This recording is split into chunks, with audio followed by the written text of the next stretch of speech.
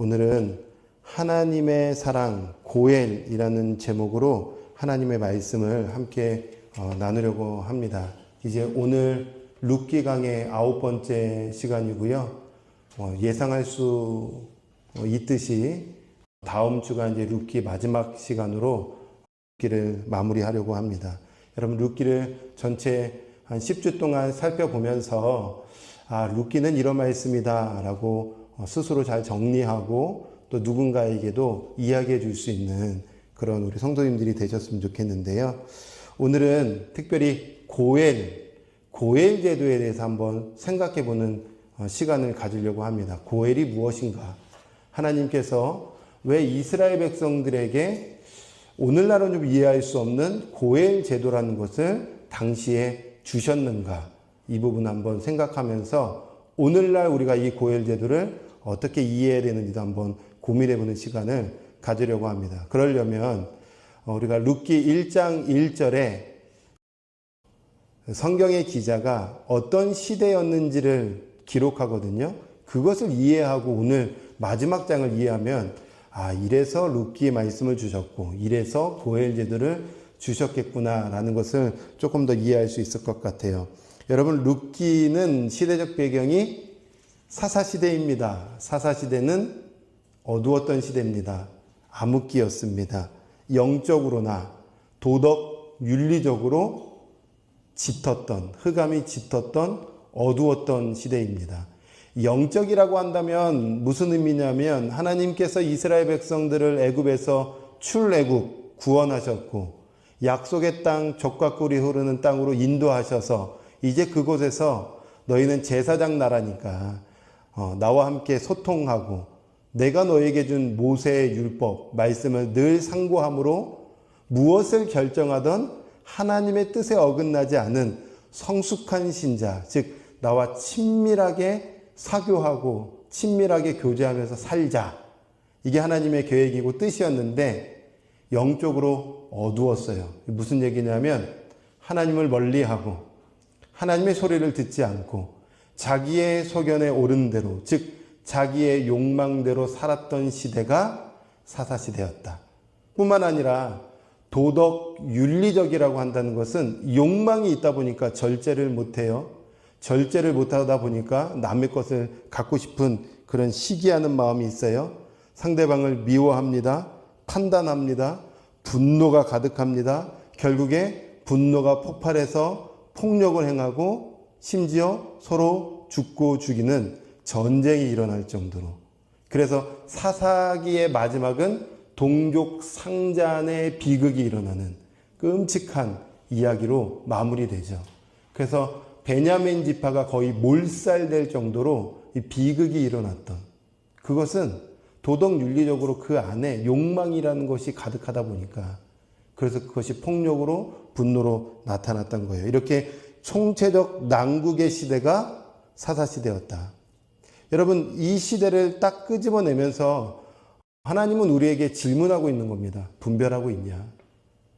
우리가 살고 있는 시대는 어떤 시대라고 생각하세요? 어떤 영적, 도덕, 윤리적으로 황금기입니까? 아니면은 암흑기입니까? 어떻게 판단하고 계세요? 저는 오히려 영적, 도덕, 윤리적으로 100년 전이 더 황금기였다라고 생각해요. 일제의 어떤 압제와 고난과 눈물과 고통이 있었지만 그때는 오히려 하나님 앞에서 더 진실했고 간절했고 하나님을 두려워할 줄 아는 마음이 있었고 그 다음에 마음의 순결성도 오히려 있었습니다. 핍박이 있다 보니까. 그런데 지금은 살만합니다.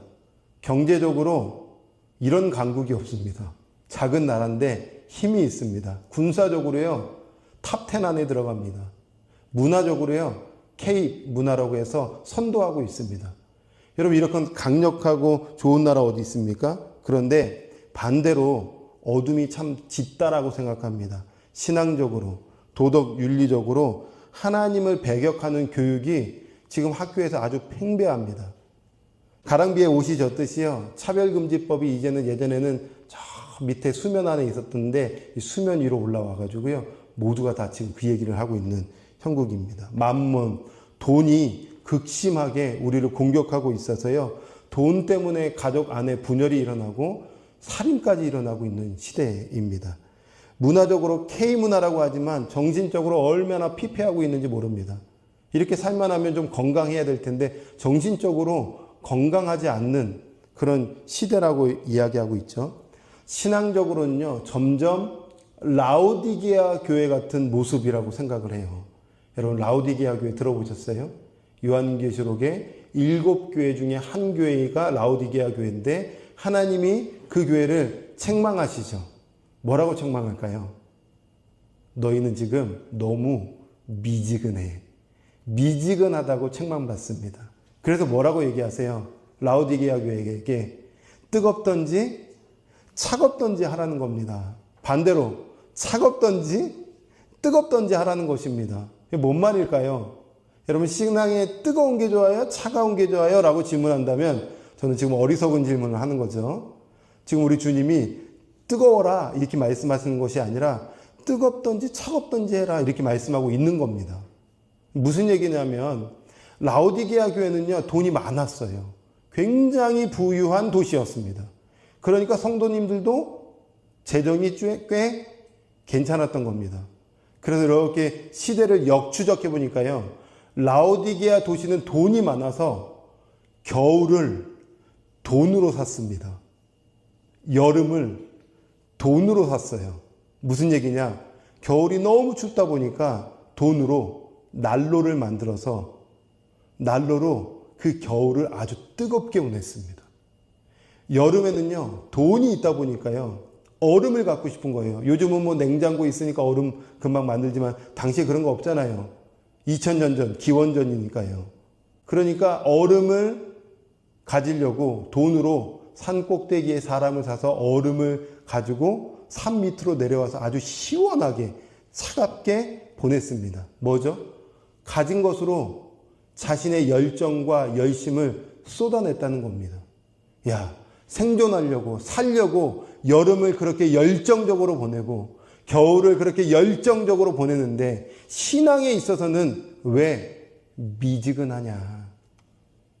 생존을 위해서는 그렇게 열심이면서 왜 영적인 부분에 있어서는 그렇게 열심이 없냐? 왜 목숨검이 없냐라고 라오디게아 교회를 책망했던 겁니다.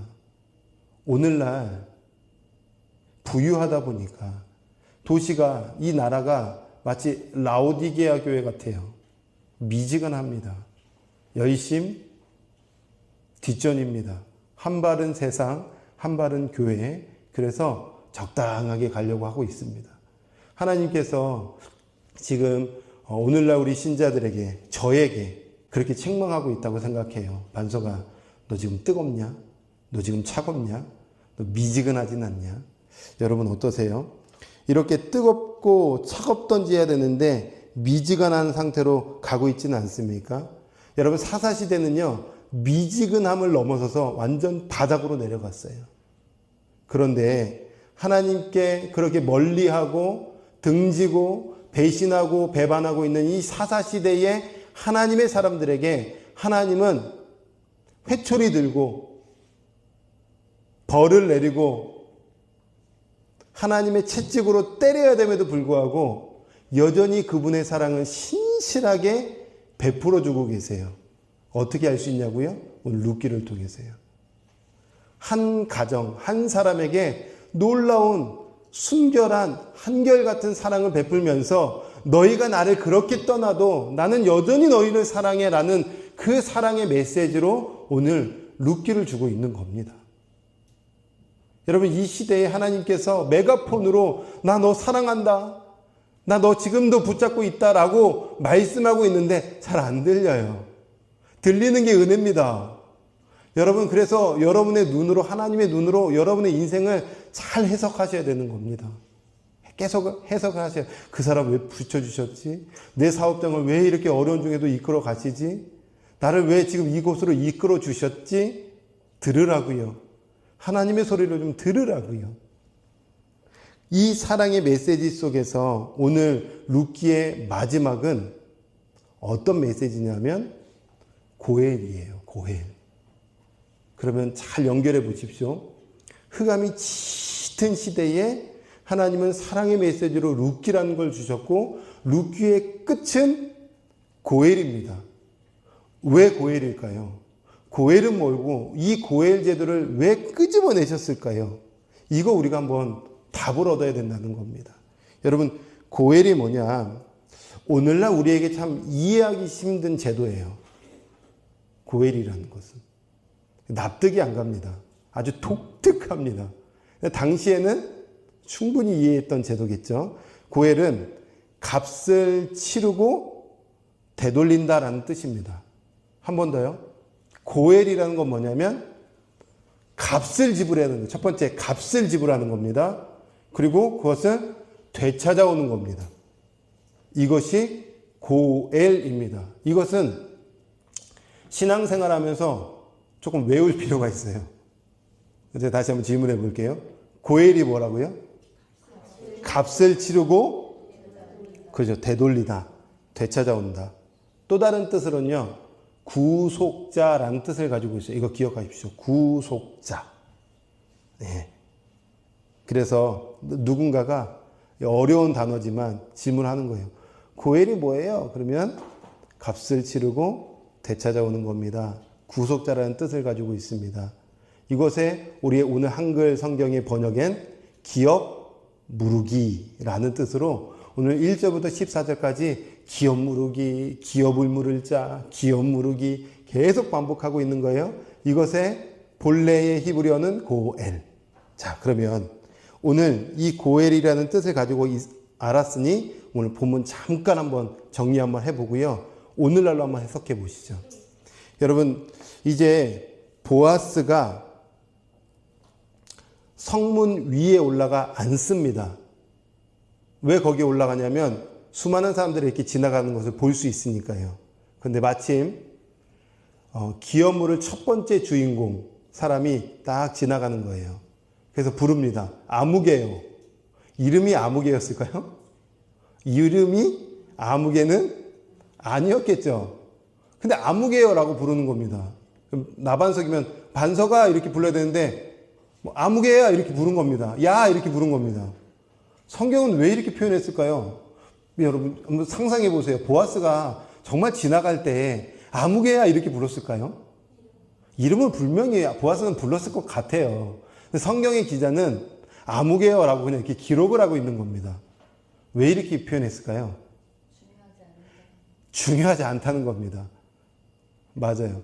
첫 번째 기업물을 어찌 보면 굉장히 중요한 인물인데 성경에는 이 사람 중요하게 보고 있지 않다는 거예요. 아무개요라고 부른 겁니다. 그리고 동시에 지나가는 이제 사람들 10명의 장로들을 딱 부릅니다. 그리고 이제 첫 번째 기업물을 아무개에게 질문을 얘기를 하는 거예요. 나오미가 남편 엘리멜렉의 땅을 지금 내놓았어. 이거 살래 말래? 사줘. 땅 살 수 있는 곳, 땅 가질 수 있는 곳 얼마나 좋은 일입니까? 당시에는요, 여러분 땅이 다 이렇게 지파별로, 가문별로 다 이렇게 땅을 분배받았어요. 내 땅은 이 정도입니다. 이거 더 이상 가질 수가 없어요. 그런데 판다고 하니까 냉큼 가져야 되겠죠. 좋은 일이에요. 자, 그런데 문제는 이제 며느리 룻이에요.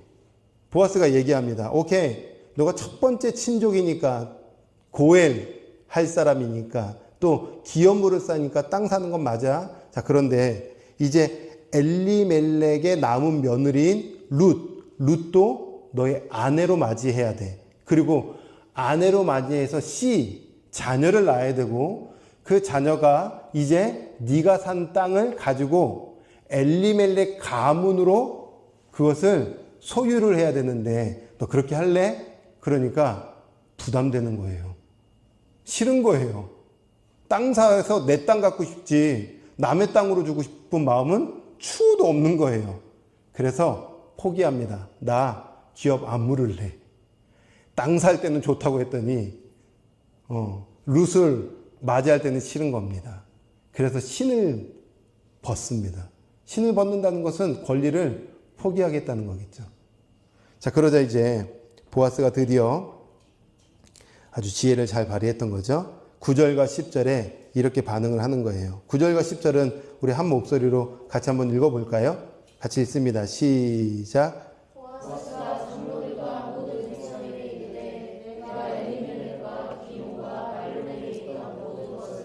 나오미의 손에서 산 이래 너희가 오늘 증인이 되었고 또 말론의 아내 모압 여인 룻을 사서 나의 아내로 맞이하고 그 죽은 자의 기업을 그의 이름으로 세워 그의 이름이 그의 형 중과 그곳 성문에서 끊어지지 아니하게 하며 너희가 오늘 증인이 되었느니라 하니.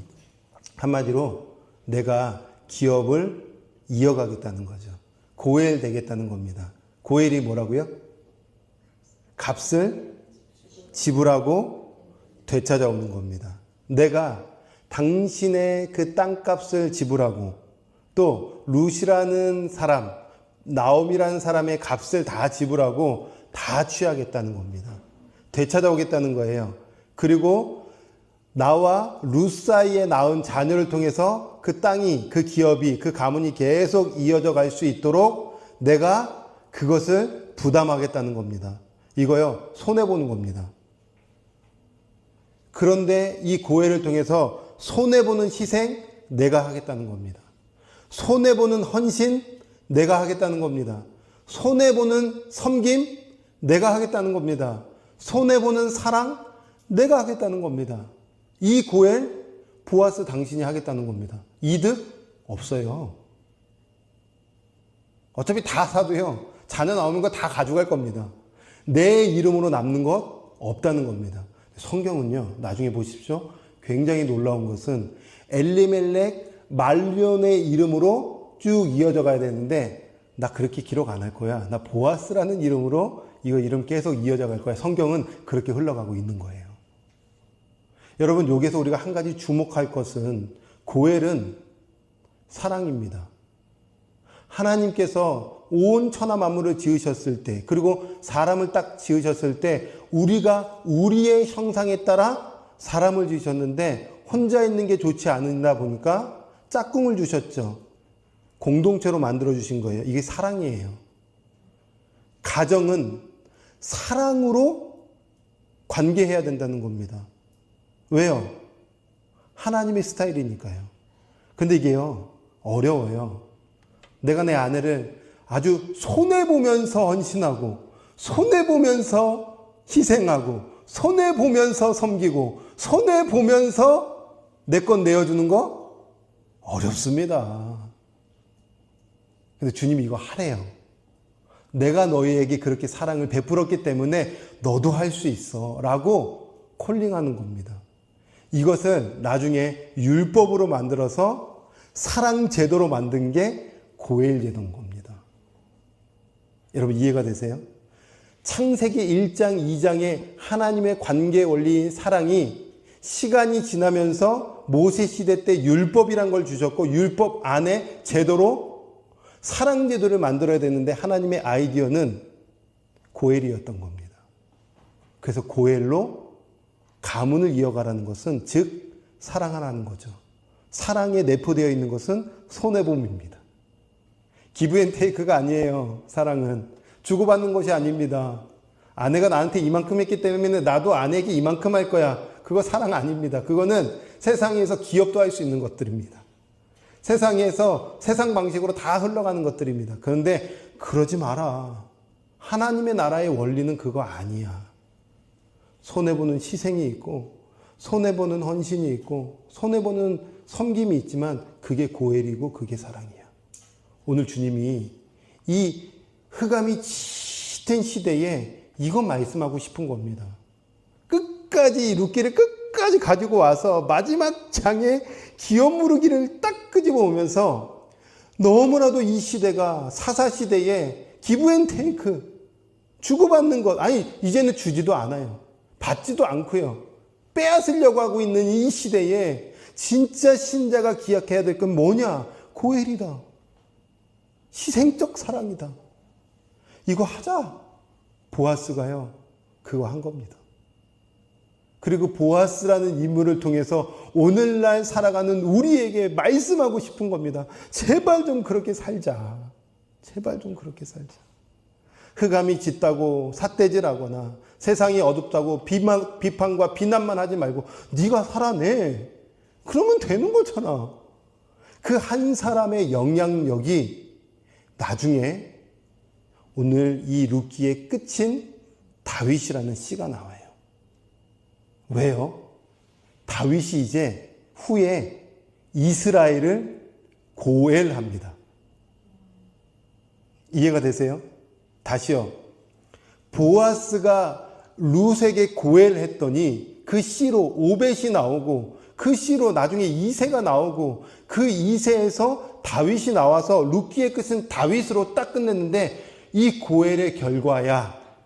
그런데 이 다윗이 그 다음 장 사무엘 상하로 갔을 때에 이스라엘을 어둠으로부터 고엘해요. 그래서 통일 왕국을 이루어서 하나님께 영광 올려드리는 민족으로 재탄생시키는 겁니다. 어마어마하죠. 내가 한번 고엘했더니요, 민족이 완전히 값을 치르고 하나님께 돌아오는 놀라운 역사가 일어나다라는 겁니다. 여러분, 100년 뒤에 여러분의 씨가 어떻게 될지 어떻게 합니까? 저는 오늘 열심히 말씀을 연구해서 제 자녀의 혈육인 겸손이 온유 화평이에게 고엘했더니요, 겸손이 온유 화평이가 또 씨를 낳고 또 씨를 낳아서 이 복음으로 완전히 재탄생됐더니 그 안에서 어떤 씨가 나와서 혹시라도 대통령이 됐는데 그 대통령이 민족을 바꾸는 대통령이 됐다면 저는 고엘을 잘한 사람이 되겠죠. 이거 하나 하면 되는 겁니다. 우리 지사님의 가정이, 우리 성도님들의 가정이, 여러분이 그렇게 고엘했더니 놀라운 하나님의 역사가 무궁무진하게 막 펼쳐나가는 겁니다. 우리 그 하나님을 기대하면서 신앙생활 하는 것 아니겠습니까? 이 땅의 부귀영화가 뭐가 그렇게 중요하겠습니까? 없어도 있어도 하나님이 나와 함께 하시면 그것이 천국이지 않겠습니까? 그런데 오늘 이 마지막 장의 고엘이라는 것을 딱 끄집어내면서 이제 2000년이 지난 오늘을 살아가는 우리에게 질문하고 있는 겁니다. 뭘 질문할까요? 너의 진정한 고엘은 누굴까? 이거 말씀하고 싶으신 거예요, 사실은. 우리의 진정한 고엘이 누굴까? 룻기의 다윗으로 가문이 끝나고요. 이것을 깨달았던 마태는 마태복음 1장에 아브라함으로부터 시작해서 다윗으로부터 시작해가지고 그 끝을 예수 그리스도 족보로 확 올려오는 거예요. 우리의 진정한 고엘은 예수 그리스도다. 이것을 말씀하고 싶은 겁니다. 그러면 성경 전체는요, 창세기부터 요한계시록까지 무엇을 말씀하고 싶은 걸까요? 예수 그리스도다. 누가복음의 선지서와 율법서의 핵심이 무엇냐? 예수 그리스도다. 요한복음 1장부터 21장까지 요한이 드러내고 싶은 건 뭘까요? 예수 그리스도다. 우리의 성전을 깨끗게 하시는 분은 예수 그리스도다.